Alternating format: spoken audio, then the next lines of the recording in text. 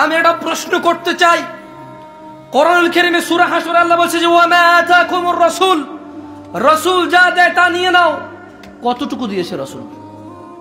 বলতে পারেন কতটুকু দিয়েছে? মানিকগঞ্জে পাটায় বসে ওকে গোসল করাইল, তার মানে নির্দেশনা ওর কাছে নাই।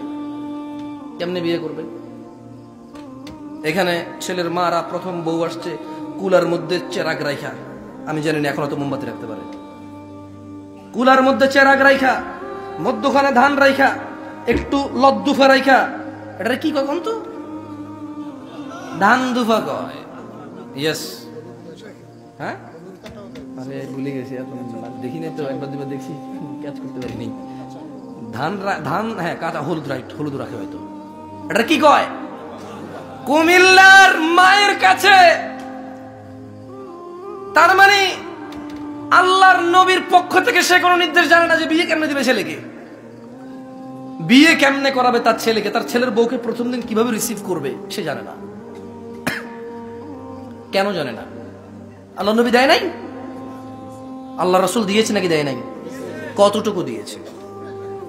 কতটুকু দিয়েছে?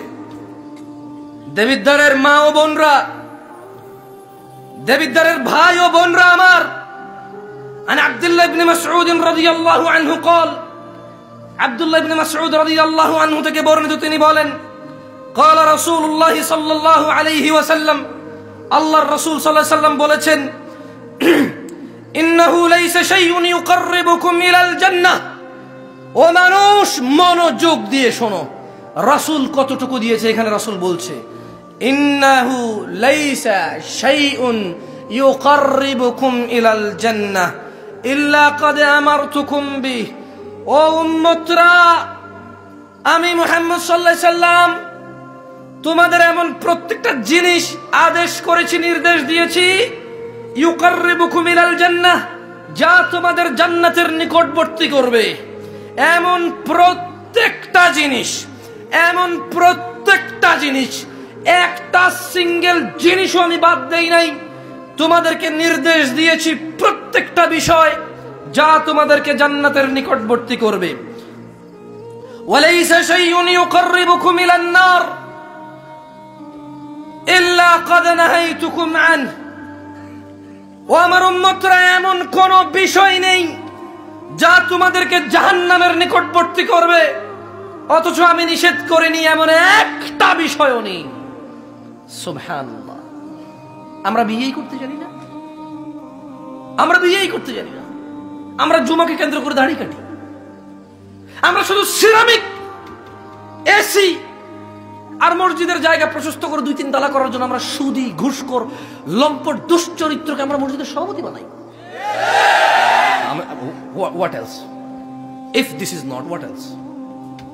যদি মসজিদ দোতলা করার উদ্দেশ্য না থাকতো আপনার, শুধু জুমায় 1 ওয়াক্ত নামাজ যারা পড়ে ওদেরকে আপনি জায়গা দিবেন,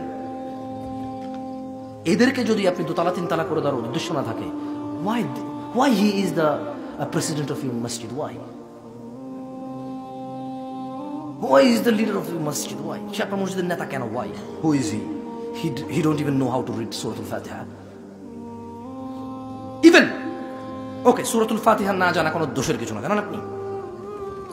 যদি কেউ শেখার চেষ্টা থাকে এবং শুরু করে শেখার, সূরাতুল ফাতিহা কোরআনুল কারীম না জানা কোনো দোষের কিছু না, যদি সে শেখার চেষ্টায় নিজেকে নিবেদিত করে এবং শিখতে শুরু করে।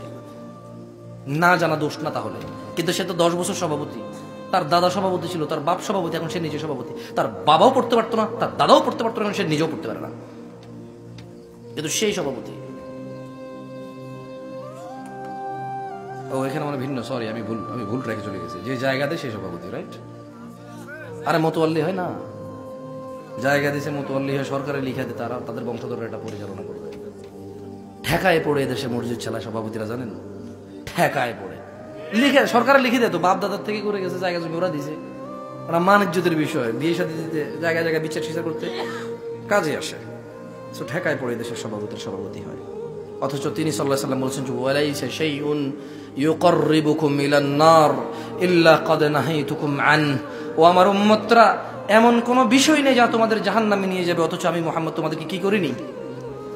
আমি তোমাদেরকে নিষেধ করিনি। এমন একটা বিষয়বস্তু নাই, আমি তোমাদেরকে সবকিছু নিষেধ করেছি।